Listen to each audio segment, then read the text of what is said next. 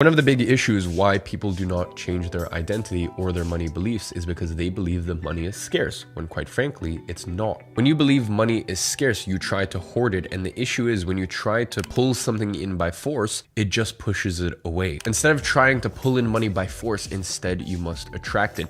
You've been taught your entire life, money is this very scarce item, so you have to be very careful around it and all this stuff, when unequivocally that's not true. All you need to do is look at the money printing they've been doing the past couple years. And by the way, past few years have been exaggerated. It's still been going on for 100 years now. I say this all the time, but look at the inception of the Federal Reserve.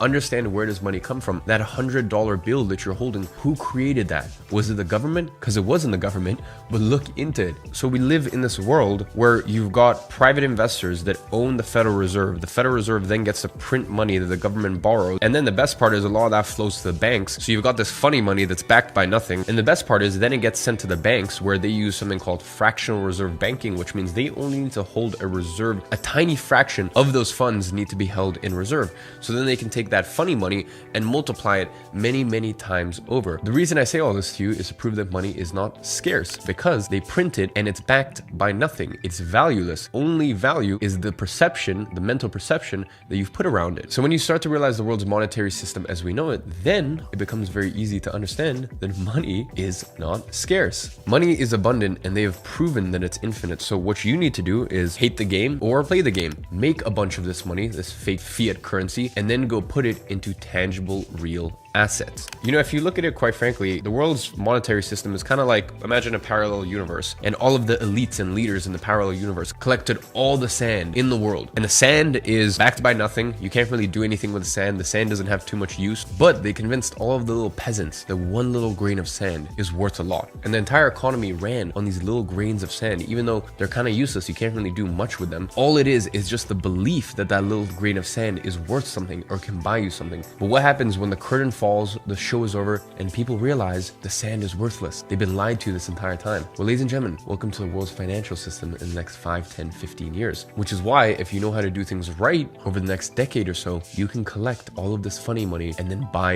real, tangible things with it. Things that have actual value to them. So that's the next reason you're poor, is because you have not educated yourself on what is money, where has it come from, the monetary system as we know it. And unfortunately, the byproduct to that is you have this anxiety about money. You think that money is scarce, when quite frankly, it's not.